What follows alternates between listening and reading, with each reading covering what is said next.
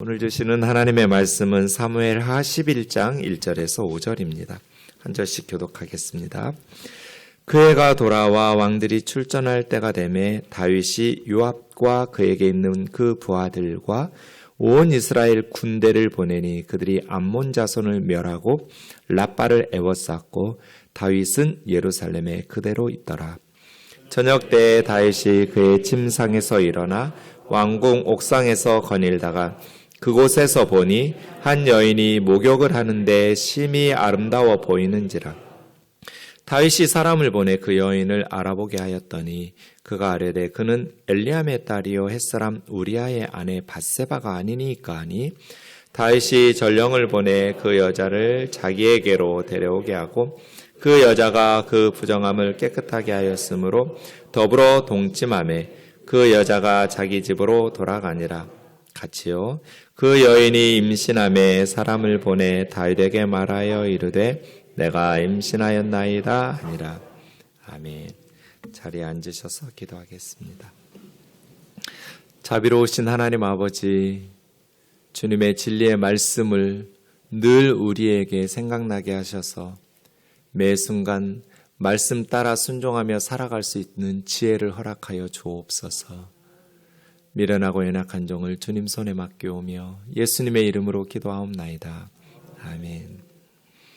오늘 본문은 우리에게 너무나 익숙한 말씀입니다. 다윗의 인생에 지우고 싶은 순간이 아니면 바로 오늘 본문의 사건이 아닐까 싶습니다. 다윗이 치명적인 죄를 범하게 됩니다. 그런데 어리석고 파렴치했습니다. 오늘 말씀을 보면서 우리는 인간이 얼마나 갑자기 치명적으로 타락할 수 있는가에 대해서 놀라고 있습니다. 그렇게 경건했고 하나님 마음에 합했던 다윗이 이렇게 갑자기 어리석고 파렴치한 왕이 되어서 죄를 짓는 것을 보면서 우리는 찬송가 구절 한 토막이 떠오릅니다. 우리 마음은 연약하여 범죄하기 쉬우니. 우리의 마음이라는 것이 얼마나 쉽게 타락할 수 있는가. 얼마나 우리는 범죄하기 쉬운가. 본문 말씀 1절 보시면 그 해가 돌아와. 잊을 수 없는 해지요. 해가 돌아왔다는 건 이제 겨울이 끝나고 봄이 되었다는 거고, 봄이 되었다라는 것은 전쟁의 시즌이 됐다는 뜻입니다. 왕들이 출전할 때 이제는 봄이 되어서 전쟁이 시작되는 즈음에 다윗이 군대 장관 요압과 그에게 있는 부하들과 온 이스라엘 군대를 보내니, 온 이스라엘 군대는 물론 과장법이겠죠. 그럼에도 불구하고 본문이 이야기하는 것은 전쟁에 나가서 싸울 수 있는 군사들은 지금 모두 다 암몬과의 전쟁에서 나라를 지키려고 목숨 걸고 싸우고 있다는 것을 가르쳐주고 있어요. 그런데 다윗은 보냈어요. 그리고 자기는 예루살렘에 그대로 있었어요. 이 두 단어를 비교하고 있습니다. 보내고 자기는 예루살렘에 그대로 있었더라. 이게 뭐가 문제예요? 왕이 자기 할 일을 안 하고 있는 거예요. 사무엘상 8장 20절에 보면 이스라엘 백성들이 사무엘 선지자에게 굳고 만류하고 있는 사무엘을 설득하면서 왕이 우리에게 있어야 될 이유가 우리 앞에 나가서 우리의 싸움을 싸워야 하기 때문에, 전쟁의 위협으로부터 우리를 지켜주어야 될, 우리 앞에 나가서 우리의 전쟁을 진두지휘하면서 우리를 위해서 싸워주어야 하기 때문에 왕이 필요하다라고 이야기하거든요. 그러니까 왕이 있어야 될 이유가 뭐예요? 나라를 외국의 침략으로부터 지키고 백성들을 보호하기 위해서. 그래서 앞선 왕이었던 사울은 목숨 걸고 전쟁터에서 싸우다가 전사했잖아요. 그리고 다윗이 왕이 되었어요. 그런데 왕은 지금 뭐 하고 있어요? 다른 사람들만 전쟁터에 보내고 자기는 왕궁에 머물러 있어요. 다윗이 어떻게 했어야 되냐면, 다윗이 한 일이 얼마나 어리석은 일이냐면 우리아의 고백을 보면 알 수 있어요. 다윗은 어떤 마음 자세로 이 시간을 보냈어야 됐는지 11절에 보면 우리아가 나중에 다윗이 자신의 죄를 덮기 위해서 전쟁터에서 불러서 집에 가서 아내와 오랜만에 이렇게 사랑을 나누면서 자라고, 그래야 자신이 자기 아내를 임신시킨 것을 덮을 수 있을 테니까 했을 때 우리아가 뭐라고 고백해요? 우리아가 다윗에게 아뢰되 언약궤와 이스라엘과 유다가 야영 중에 있고 내 주 요압 장군 또 내 왕의 부하들이 바깥 들에 진치고 있는데, 이게 뭔 말이에요? 하나님의 언약궤가 지금 전쟁터에 나가 있고 군사령관들과 모든 부하들이, 근데 그 부하들은 누구 부하예요? 왕의 부하예요. 당신의 부하들이 지금 바깥 들에서 진치고 목숨 걸고 싸우고 있는데 내가 어떻게 내 집으로 가서 먹고 마시고 내 처와 같이 자리일까? 근데 다윗은 지금 뭐 한 거예요? 군사들만 내보내고 자기는 왕궁에 머물러서 먹고 마시고 남의 부인하고 자는 거잖아요. 이게 얼마나 한심한 모습이에요. 언제 사탄이 틈타요? 언제 우리는 그렇게도 순식간에 타락해요? 자신의 사명을 망각할 때, 분위기 파악 못할 때예요. 지금 이 상황이 어떤 상황이에요? 전쟁 중이에요. 전쟁 중에 어떻게 자기 사명을 망각하고 예루살렘 왕궁에서 먹고 마시고 남의 부인하고 간음하고 있냐고요.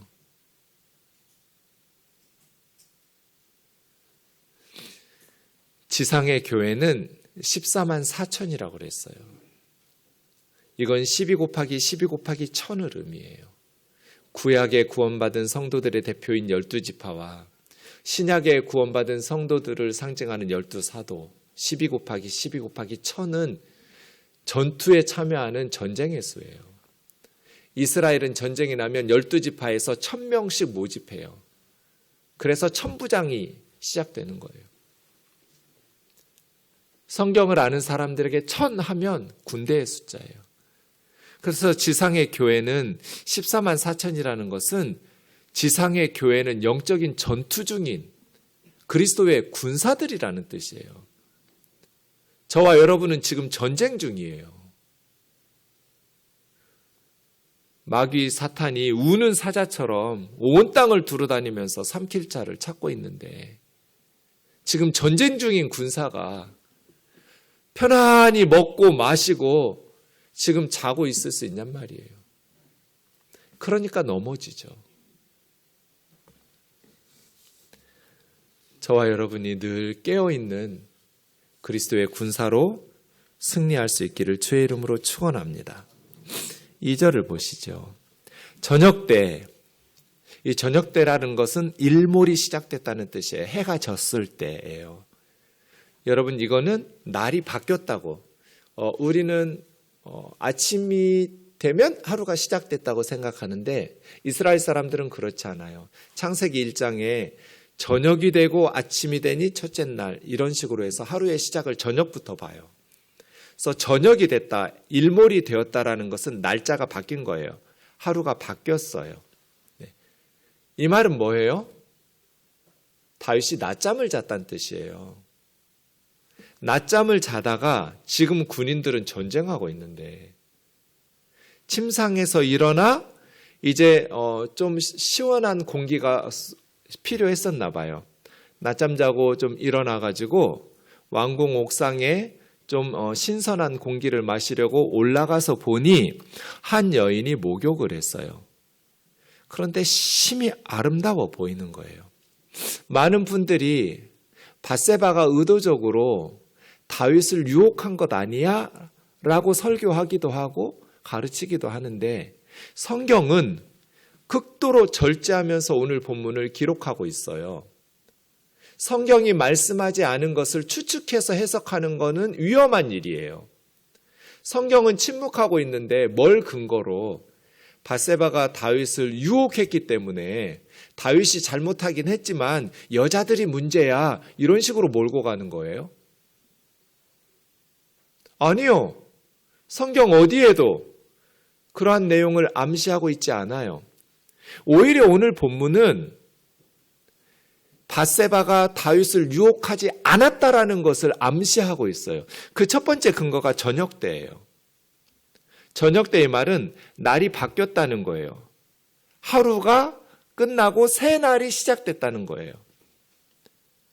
이것이 어떻게 밧세바를 변호하고 있는가? 4절을 보세요. 4절에 보면 그 여자가 그 부정함을 깨끗하게 하였으므로 라는 표현이 있어요. 저녁 때 그 여자가 그 부정함을 깨끗하게 하였으므로, 그래서 오히려 오늘 본문에서는 밧세바는 다윗을 유혹하려는 의도가 없었다라는 것을 얘기해줘요. 암시해줘요. 부정함을 깨끗하게 했다라는 것은 무슨 뜻이에요? 여성들은, 가임 여성들이 생리를 하면 7일 동안 부정해요. 그리고 다시 7일 동안 더 부정해요. 그래서 부정하다는 건 죄졌다는 뜻이 아니에요. 예배에 참여할 수 없고 공적인 자리에 나갈 수 없다는 거예요. 그렇게 밧세바는 생리하는 7일 동안 부정 기간을 보내고 그 이후로 다시 7일 동안 부정 기간을 끝내서 이제 저녁이 됐으니까 날짜 바뀌었잖아요. 그럼 뭐 해야 돼요? 다시 예배에도 나아가고 공적인 일들을 감당할 때는 몸을 씻어야 돼요. 정결 예식이라고 그래요. 오히려 밧세바는 자기 부정한 기간이 끝나서 몸을 씻어서 깨끗하게 하려고 했기 때문에 정결 예식의 날짜가 지났으니까요. 정결 예식을 치르고 이제 일상 사회생활로 돌아올 수 있는 그러한 것들이에요. 그러한 행사예요. 미크바라고 해요.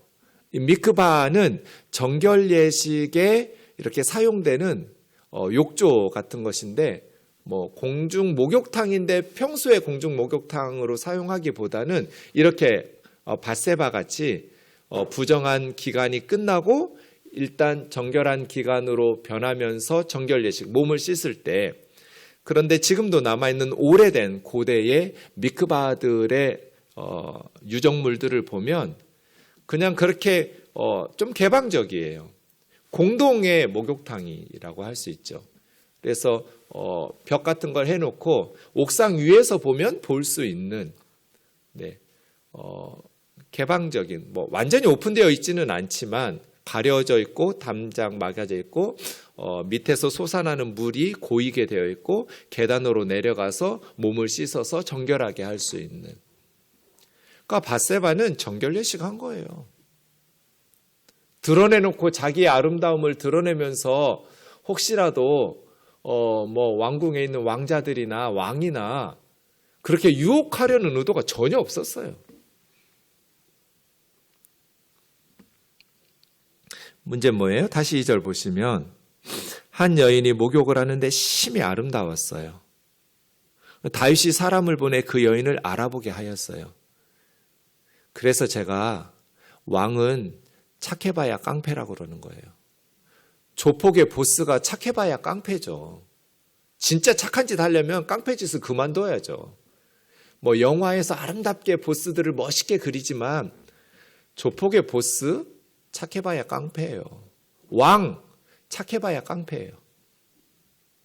다윗이 왕이 아니었으면 3절이 이렇게 쓰여졌겠어요? 자기 부인이 지금 여러 명이에요. 하나님은 분명히 둘이 한 몸이 되는 게 부부라고 그랬어요.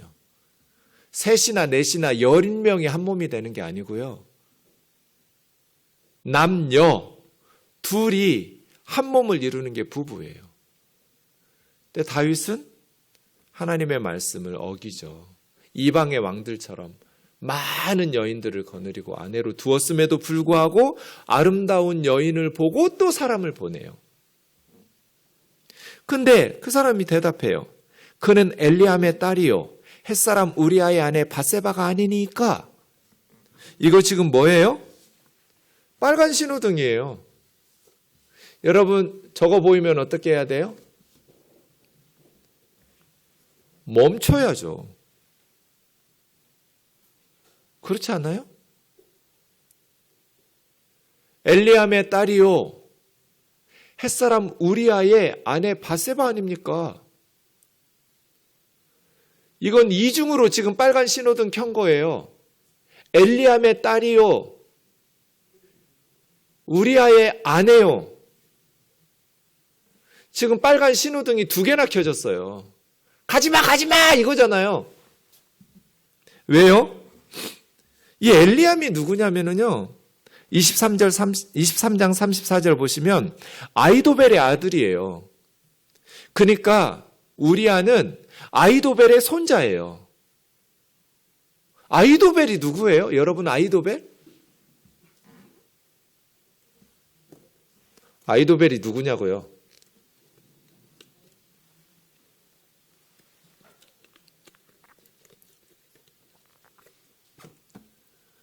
다윗의 제갈공명이에요. 다윗의 모든 지혜는 아이도벨에서 나와요. 다윗의 모든 승리와 다윗을 성공적인 왕으로 만든 사람이 아이도벨이에요. 지략가예요. 제갈공명 같은 사람이에요. 그런데 그 아이도벨의 아들의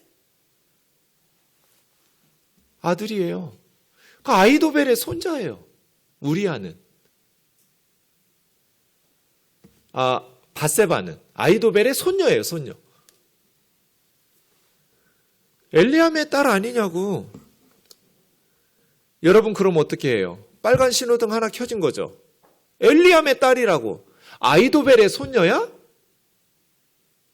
멈춰야죠. 다른 사람도 아니고 아이도벨 손녀 엘리암의 딸이라는데. 2번째 신호등은 뭐예요? 충신. 우리아의 아내예요. 유부녀예요. 빨간 신호등이 또 켜졌어요. 스탑해야죠. 그래서 어리석었다는 거예요. 어리석고 파렴치했다. 하나님께서 빨간 신호등을 2개나 켰어요. 멈춰!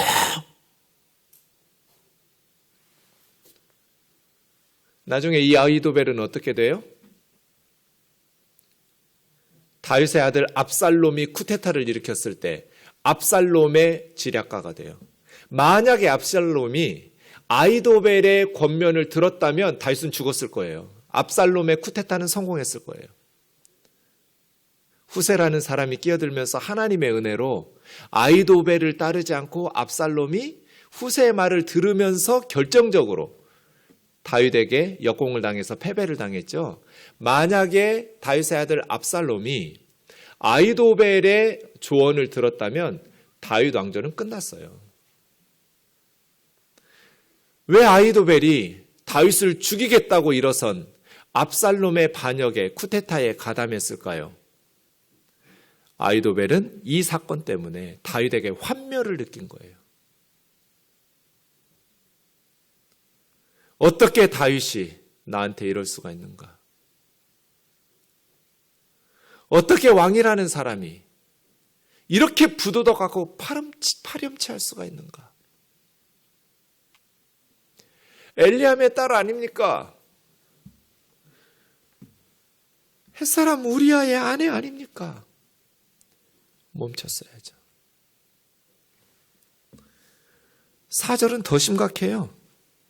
그런데 다윗이 전령을 보내요. 그래서 그 여자를 데려오게 해요. 아니, 왜 데려오게 해요?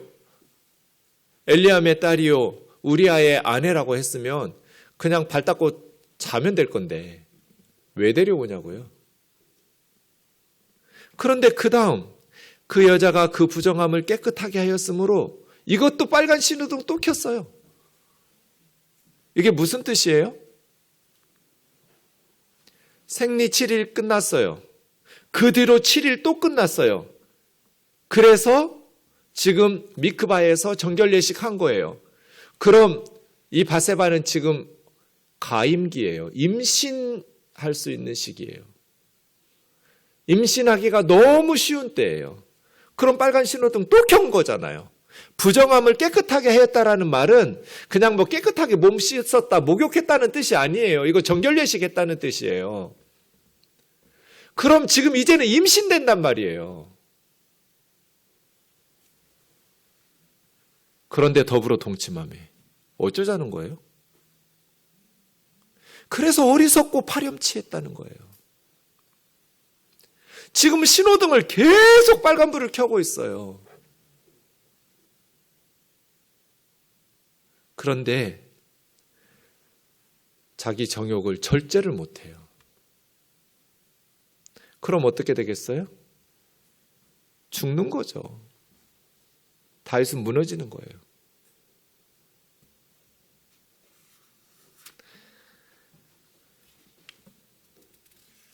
그 여자가 자기 집으로 돌아가니라. 그 여인이 임신함에 사람을 보내 다윗에게 말하여 이르되 내가 임신하였나이다. 두 사람의 대화가 처음으로 나왔어요. 뭐 사랑한다, 예쁘다, 뭐 이런 대화가 하나도 없어요. 그냥 다윗의 욕정밖에는 없어요. 유일한 대화는 딱 두 단어. 내가 임신하였나이다. 두 사람 사이에 남아있는 대화는 내가 임신하였나이다 밖에 없어요. 그래서 오늘 본문은 극도로 절제하면서 기록하고 엄청 스피드하게 기록해놨는데 그만큼 다윗이 참지 못하고 깊이 생각하지 못하고 계속해서 직진하는 거예요.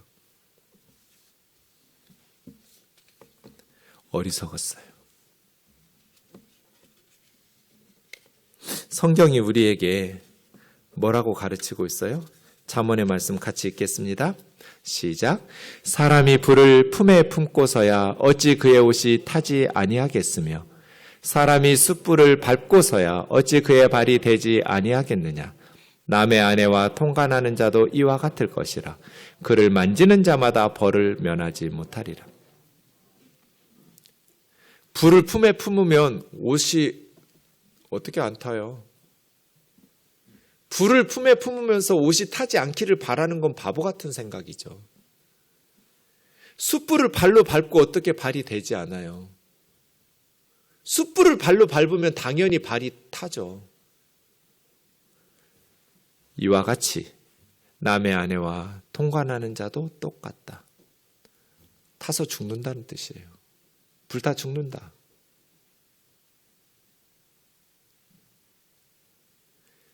다윗이 하나님의 말씀을 듣지를 않았어요.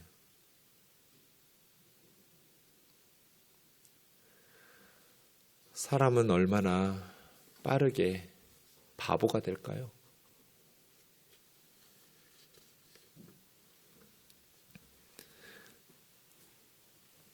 내가 임신하였나이다라는 바세바의 말을 듣고 다윗은 전쟁터에 나가 있는 그의 남편 우리아를 왕궁으로 불러들입니다.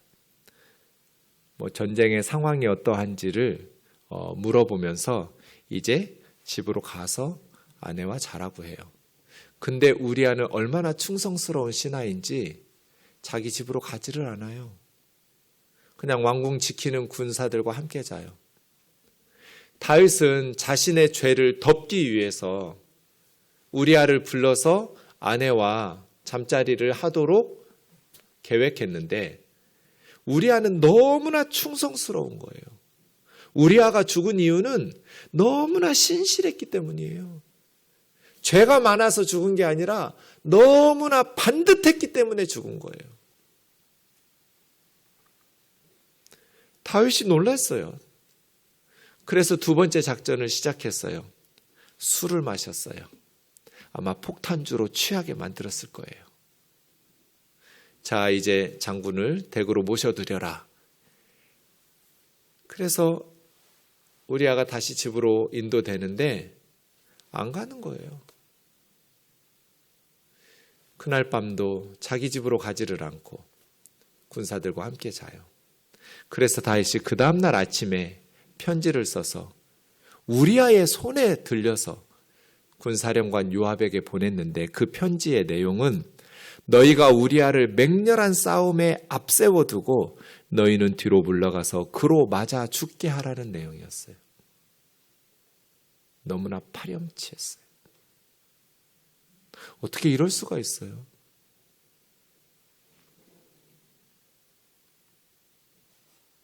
어떻게 우리아의 손에 맞아 죽게 하라고 살인을 명해요. 어리석고 파렴치했던. 고린도전서 9장 27절 같이 읽겠습니다. 시작. 내가 내 몸을 쳐 복종하게 함은 내가 남에게 전파한 후에 자신이 도리어 버림을 당할까 두려워함이로다. 바울의 고백이죠. 다른 사람에게 복음을 전해서 다른 사람들 천국에 보내놓고 내가 주님으로부터 버림을 당할까 봐 두려워해서 나는 날마다 내 몸을 쳤다. 이 쳤다라는 것을 정확히 말하면 눈 밑을 가격하는 거예요. 여러분 눈 밑을 계속 쳐보세요. 굉장히 괴로워요.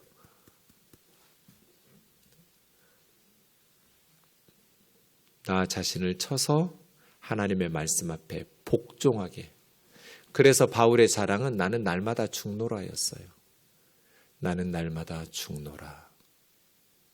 왜냐하면 순식간에 사람은 교만해져서 선줄로 생각한 즉 넘어질까 주의하라는 말씀처럼 그렇게도 빠르게 타락해요. 다윗이 무너지고 바울이 이렇게 고백한다면 저와 여러분은 말할 것도 없잖아요.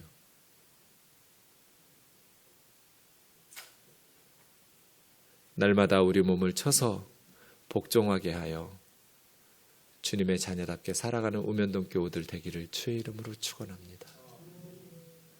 주님의 은혜가 아니면 우리는 단 한순간도, 주님의 은혜가 아니면 우리는 단 한순간도 살아갈 수 없다라는 것을 기억하면서 늘 겸손하게 말씀 앞에 깨어있는 성도들 되기를 원합니다.